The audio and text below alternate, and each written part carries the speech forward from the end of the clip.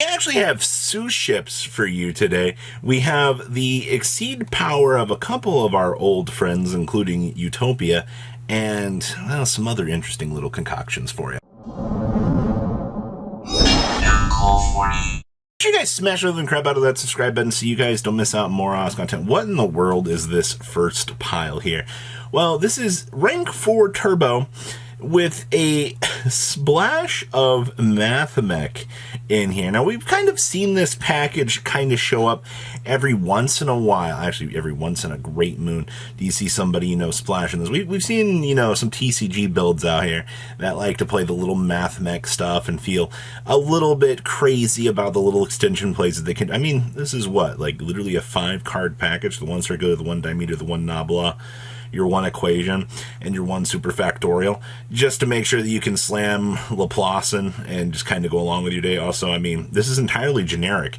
As long as you're setting up for the exceed sum of this, not going to be much of an issue whatsoever. I also see that we're playing overlay network in here. Now, this is not something that I've seen a lot of people trying to do, but I mean, this is an exceed-based deck, and let's be honest here, card is still pretty good for what it wants to do. So what's your game plan here? You just make rank 4s. That's all it is. There's nothing too particularly crazy about this. It's just, how many rank 4 turbos can we slam through? Can we get to the Utopic Future Draco? How much of what we're doing? And yes, the Pardo here actually does add a level 4 or higher normal monster from your deck or graveyard to your hand.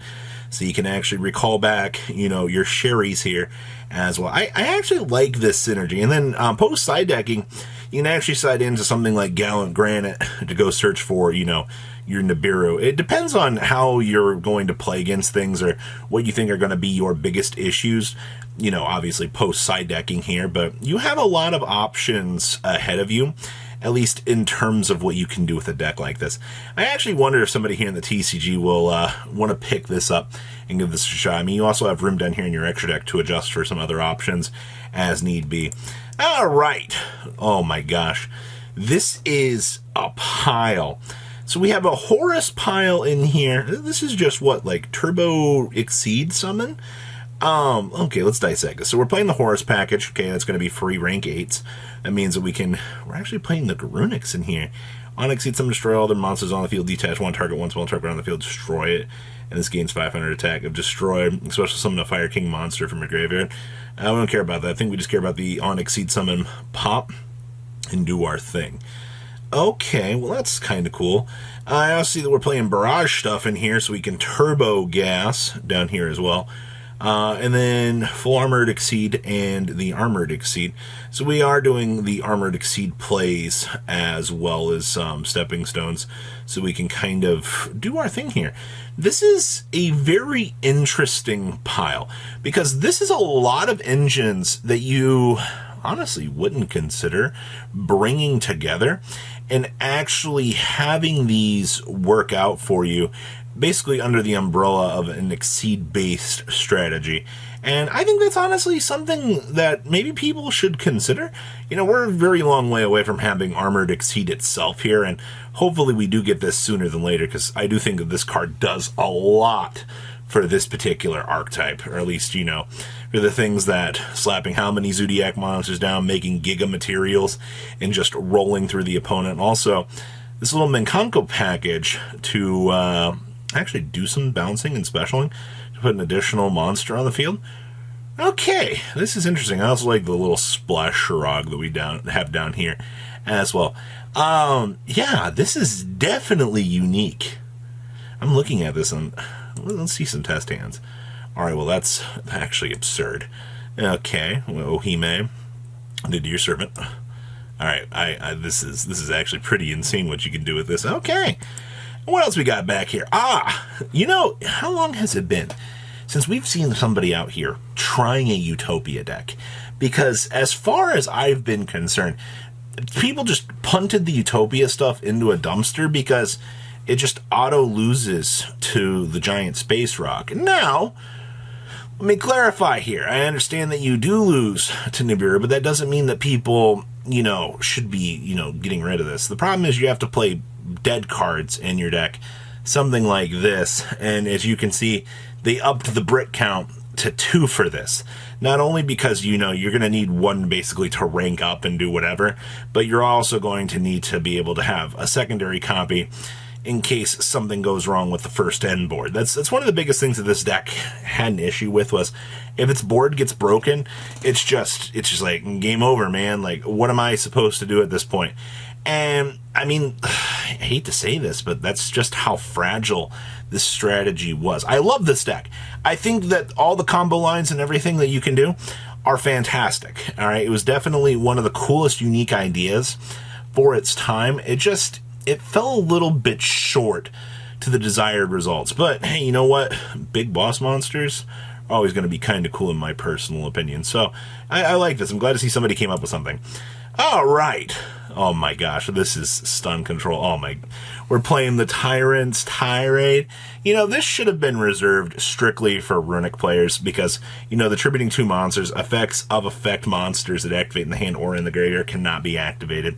So what you end up doing with this scumbag card is, in this build, all these little Horus monsters that you have here are what we're going to call free real estate. These guys just keep coming back. I mean, obviously, you can make a giant trainer, draw a whole bunch of cards, you know, depending on how your hand sets up and sculpts.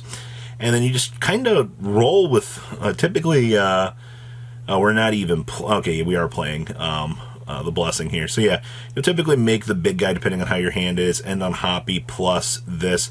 If you have the Tyrant's Tirade, your opponent's not playing the game. Like, that's how easy this pile is to actually play. I mean, the rest of this is just, you know, rank 8 turbo. How much, you know, can we get in terms of the value of the extra monsters? Of course, I mean, you have kaijus, Bigfoot, and things like that, so you can do your thing. Obviously, you know, Bigfoot hitting a Horus piece out of your hand isn't going to be the end of the day. I also like little tech choices down here of the deck lockdowns as well. I also see that we are playing some trade-ins down here as well.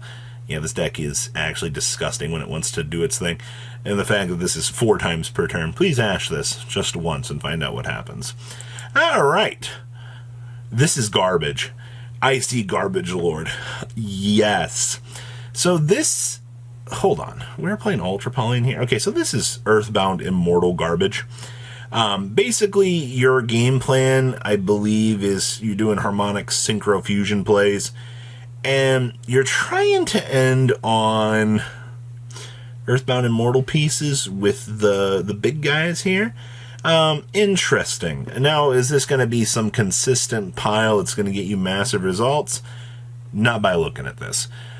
But I see that you can inconvenience your opponent. Oh my gosh, we can actually make the Enlightened Paladin and sit on the Secret Village. Yeah, okay, that's what I needed to see. I just needed to see that we can scumbag our opponent with a Secret Village and then laugh all the way to the bank. Yeah, it seems pretty easy to me. See, we're also playing this mini Trickstar package as well to put some extra monsters on the field, so we can kind of set up and do our thing. And then, of course, back to the Ultra Poly over here. You know what? Maybe Ultra Poly is something that you should consider, because this non-responsive effect actually might matter quite a lot for this pile. The little ideas and things that you see people messing around with out here. I know the Earthbound stuff is a fan favorite coming soon, so you'll get the chance to see some very interesting little combo lines with the ideas that you can bring to the table with this. Alright, what else we got back here? Oh! Holy crap, we have a working Gem Knight deck. Yeah, the OCG does get one Brilliant Fusion. Must be nice. Because of this, I think this makes the deck a lot more consistent and workable. Problem herein lies that this deck still isn't consistent. I have not seen Gem Knight anything in quite a while. Playing the White Elephant's Gift is fine. We're also playing a Night Beam in here as well. I love looking at these just for you cups. They're really fun. They do show some of the more, maybe not creatively meta decks, but they're definitely creative. And they showcase some wild ideas that, you know, might not be the tier 1 pile at the moment. And that's not necessarily a bad thing, all right? You got to give creativity a little bit of a chance to shine out here. So that is all we have for today. I actually quite like a lot of these lists and a lot of these ideas that these are bringing to the table currently. So please, leave a comment down below. Tell me what you guys think. I'll see your beautiful faces back here later today, guys. Peace out. Patrons! Thank you! Ah!